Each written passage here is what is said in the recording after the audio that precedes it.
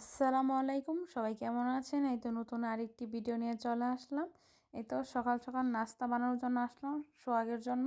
এই তো আলু আর জুকিনি দিয়ে একটু সবজি ভাজি করলাম। আর এদিকে আমি দুপুর রান্না করার জন্য এই তো গিলাটা আমি সিদ্ধ করে নিব। আর এদিকে ডালটা ভিজিয়ে যাব।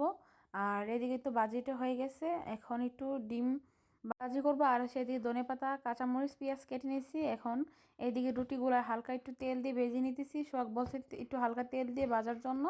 এদিকে আমার রুটি হয়ে গেছে, এখন ডিম ভাজিটা করব। এখন ডিমটা ভালোভাবে মেখে নিব। আর এদিকেই তো সোহাগের নাস্তা এখন রেডি হয়ে গেছে। কি মুখে দিছো? বের করো বের করো, এটা মুখে দেই না। মা আপু কোথায়? আপু কোথায়? যা বাবা কাঁদু করে দুইটা। তোমার শরীর ভালো না? হ্যাঁ, তোমার না জ্বর উঠছে? এরকম করতেছো কেন? আসো আমার কাছে। এদিকে তারা দুই বোন দুষ্টুমি করতেছে আর তাদের বাবা নাস্তা করতেছে। এই রোমা, আম্মু। এই তো তাদেরকে দুপুরের খাবার শেষ করে ঘুম পাড়িয়ে চলে আসলাম রান্না করার জন্য। আজকে রান্নাটা একটু দেরি হয়ে গেছে। আর এখন এদিকে একটু আজকে গরুর মাংস দিয়ে বুটের ডাল দিয়ে তরকারি রান্না করব।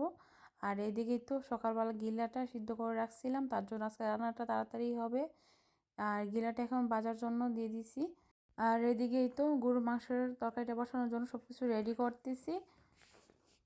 এই তো এদিকে এখন গিলাটা দিয়ে দিতেছি বাজার জন্য। পেঁয়াজ, তারপর গিলা, হলুদ আর লবণ দিয়ে এখন ভালোভাবে ভেজে নিব।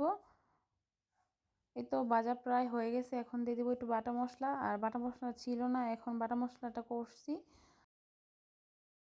গিলানোটা বসিয়ে দিছি, প্রায় হয়ে গেছে। আর এদিকে তো গরুর মাংসটা বসানোর জন্য মাংসটা কেটে নিতেছি ছোটো ছোটো পিস করে।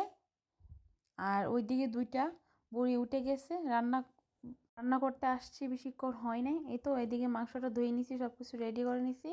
এখন দিয়ে দিলাম মাংস, তারপর পেঁয়াজ, কাঁচামরিচ, সব ধরনের মশলা, তারপর বাটা মশলা, তেল দিয়ে এখন ভালোভাবে মিক্স করে নিব। এখন বসিয়ে দিব। এই তো আমার ভালোভাবে মিক্স করা হয়ে গেছে, এখন একটু পানি দিয়ে হাতটা ধুয়ে নিলাম মশলাটা। আর এদিকে তো গিলা বোনাটা হয়ে গেছে, এখন নামিয়ে নিব। আর গরুর মাংসটা বসিয়ে দিলাম। এই তো আজকেও আমি রোজা ছিলাম। আজকে আমার 2টা রোজা হয়েছে, আর 4টা রোজা। আর এদিকে তো ভাতটা বসিয়ে দিলাম সোহাগের জন্য। দুপুরের খাবারটা তাড়াতাড়ি রান্না করতে হবে, সে আবার কাজে চলে যাবে। আর এদিকে একটু গরম পানি বসিয়েছি, এতেও তরকারিটা একটু গরম পানি দিয়ে দিলাম। তো কিছুক্ষণ পর পর নেড়ে ছেড়ে দিতেছি। আর এদিকে আমার তরকারিটা হয়ে গেছে, রান্না শেষ, এখন চলে যাব। এই তো বিকেল হয়ে গেছে, আসরের নামাজ পড়ে চলে আসলাম কাপড়গুলো নেওয়ার জন্য এখানে। আর বসে বসে কাপড়গুলো বাস করতেছি। আর 2 মেয়ে তার বাবার কাছে আছে। এই তো কাপড় বাস করা শেষ, আর বসে আছি বারান্দায়। এই তো বারান্দায় বসে বসে বাহিরে পরিবেশটা দেখতেছি। আর দোয়া পড়তেছি। আর এখন ইফতারির সময় হয়ে গেছে, চলে আসলাম।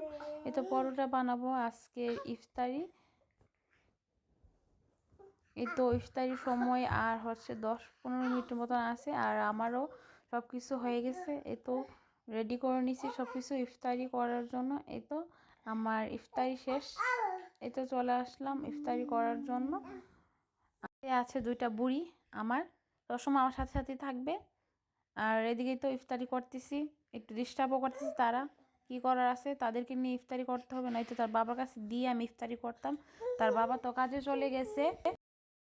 ইফতারিটা প্রায় শেষ আমার, আর খেতে পারতেছি না, রোজা রেখে তো খাওয়া যায় না।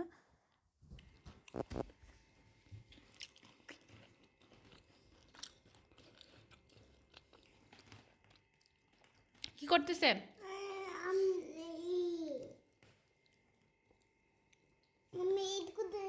আচ্ছা, এটা খাবেন না?